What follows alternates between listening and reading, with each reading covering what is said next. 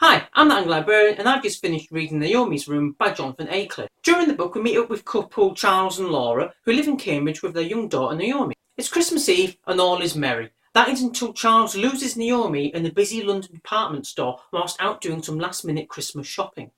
Christmas shopping? I suppose Christmas is pretty much here. I suppose I better put some effort in to try and look a bit more festive. Be right back. Pretty quickly, Naomi turns up dead. Christmas is ruined and their family's been torn apart. The daughter's body is colder than the snow that's falling outside. But is Naomi actually dead? I think it pretty much goes without saying that we've all had Christmases like this. Well, maybe not the daughter being murdered on Christmas Eve part, unless your daughter was murdered on Christmas Eve, in which case let me apologise for being so callous. But at least her name wasn't Naomi. Sorry, her name was Naomi. I think you should just fuck off and stop watching my videos, to be honest, because I can't be asked apologising. Go on. We've all experienced that last minute mad dash to the shops on Christmas Eve part. You know, the tree's up and decorated, your presents are wrapped, the cards have all been sent, and then at the last minute you suddenly realise that you forgot all about Auntie Margot and Uncle Jerry. I mean, how the hell did you manage to do that?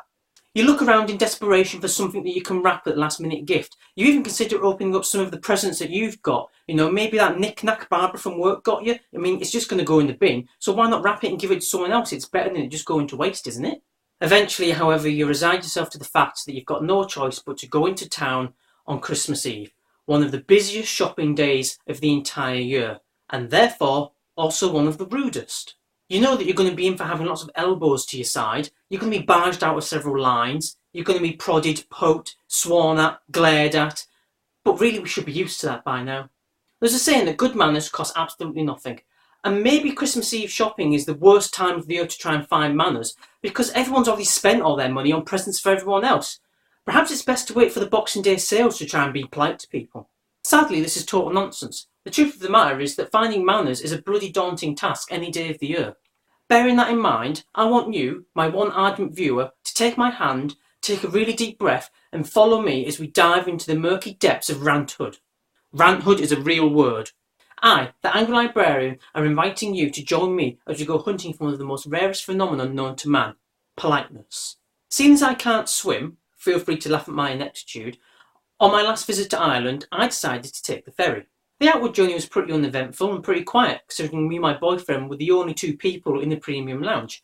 The return journey, however, different story. Now, I'm not talking about anything overly dramatic, you know, nobody released the Kraken and I didn't see a single iceberg, but I did see dozens of expressionless and even emotionless crew members positioned around the ship like silent, emotionless sentinels. You know those statues of the faces on Easter Island, right? Just imagine them, but in uniforms and on a boat. You're right there with me. Not one of them spoke. I mean, they hardly moved the entire journey. I imagine that if I'd have got my camera out and tried to take a photo of them while asking them to say cheese in a really cheesy way, I wouldn't be here today, alive, able to make this video. Shut up, you who said that would have been a better life. I can only assume that the How to Give Good Customer Service with a Smile handbook must have fallen overboard. Now, I know that's not the end of the world, you know. Perhaps they were tired, maybe they'd had a long day, maybe they hate their jobs, but it's no excuse. The only other explanation I can think of that makes sense is that during the crossing, the ferry must have sailed through some sort of Bermuda Triangle for manners, because I have to admit that even my usually sunny and chipper attitude went to a dark and gloomy place. However, it is an Angry Librarian fact that a lack of manners is not only to be found at sea, it happens everywhere. I mean, how often do you find yourself in the supermarket, blocked in an aisle because some idiot with a trolley has decided to stop and have a natter with someone they recognise? All too often is the answer. Any reasonable person would have found themselves asking, am I blocking the crisp aisle with my trolley? Am I causing an obstruction? Will I be featured on countless traffic updates across numerous radio stations? Pay attention to your surroundings, for fuck's sake! These creatures also possess the worst peripheral vision in the known universe, allowing them to remain blissfully unaware of the chaos they're causing around them. And adding insult to injury, these infuriating imitations of human beings deem it appropriate to give you a really dirty look if you dare to politely ask them, would you mind moving your trolley out of the way, please? Their lips needn't move, but their eyes are ablaze with indignant fury. Sorry, I'm getting quite angry. When I get angry, I tend to go for a walk. I like walking. It's free. It's good exercise, gives me a chance to clear my head, and considering I don't drive, it's a pretty practical way of getting round. So I'll regularly be found walking to and from town, walking to the shops, hither and thither, listening to my music, or maybe a Doctor Who audio book. That's the way I roll. with my eyes naturally on constant lookout for pugs taking their owners for a walk, when suddenly I'm faced with a wall. Hang on a minute, this wall appears to be walking towards me. How can that be? It's elementary, my dear viewer. These walls have legs and arms, usually attached to pushchairs, and they come at you in packs. Packs known as ignorant twats. I like to imagine David Attenborough saying that last bit.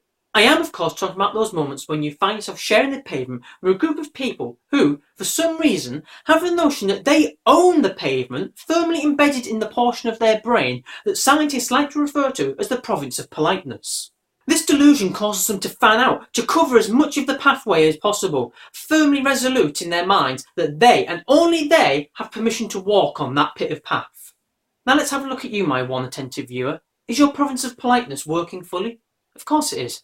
That's why you find yourself stepping to one side, under the false assumption, and dare I say hope, that at least one of the oncoming twat will have a revelation, remember what manners are, and also step to one side. It is an Anglo-Librarian fact, my dear internet companion, that whilst we may be polite and well-mannered, we are also foolish. It's foolish to think that they would even think about stepping aside, our heads filled with impotent dreams of towns filled with courteous people. While the streets are filled with well-mannered folk, with an excuse me here and a thank you there. It's foolish for us to even consider that they would step aside.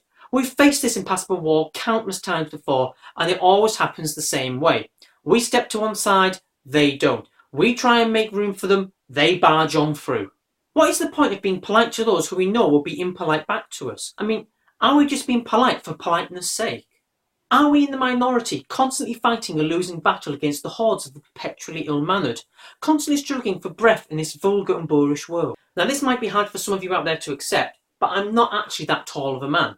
Nor am I muscular, bulky, or gigantically fat. In fact, I don't really give off that much of an intimidating or imposing presence either. I mean, I wish that I was bigger. I wish that I had the ability to be more foreboding. I mean, I wish I had the ability to root myself into the ground and face that oncoming twat. Give them no option but to walk around me. Or, even better, I become Gandalf, whip out my staff and shout, "You shall not pass!" Once again, I tell you that I don't have any of those qualities. So the few times where I have tried to stand my ground, I end up bailing out at the last second, and I'm covered in cuts, scrapes and scratches as I dive into the nearest garden hedge. If anyone ever asks what I'm doing in the hedge, I'll just say that I'm taking the scenic route. This phenomenon known as absent politeness is also prevalent at bus stops. I constantly find myself fighting through crowds of people who, instead of waiting at a bus stop in a nice neat line, allowing space for pedestrians and I to walk through, decide to form a human barricade and block the whole path.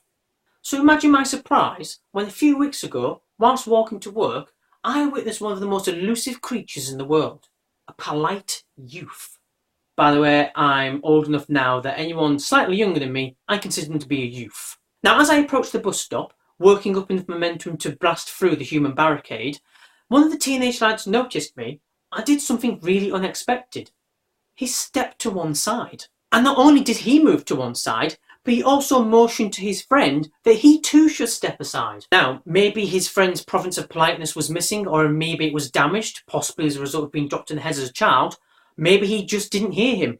But the long and the short of it is, his friend didn't move out the way, and I was still walking ever onwards. The first youth, the polite one, noticed this and grabbed his friend's backpack and pulled him backwards. The second youth, the possibly deaf, probably brain damaged one, not expecting this, fell backwards and onto the floor. Obviously, this led to the crowd bursting out in choruses of laughter and, more importantly, caused the fallen youth system to be flooded with embarrassment. Now, as I witnessed this happening, I did a quick calculation and I came to the conclusion that I was walking too fast and I was too close to the group to be able to stop in time. So I had no choice but to step over the fallen, red-faced youth, turn to his polite friend and say, "Thanks." I even managed to hold in my own laughter until I was a fair distance away.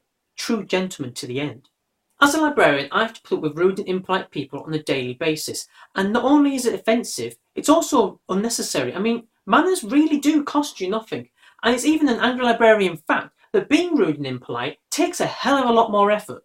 The polite youth at the bus stop reassured me and gave me some renewed hope that politeness can exist in modern day society, and that not everybody's province of politeness lies inactive. Be it last minute shopping on Christmas Eve, popping to Sainsbury's for a loaf of bread, or just going for a walk down the street. Remember, show some fucking manners, please.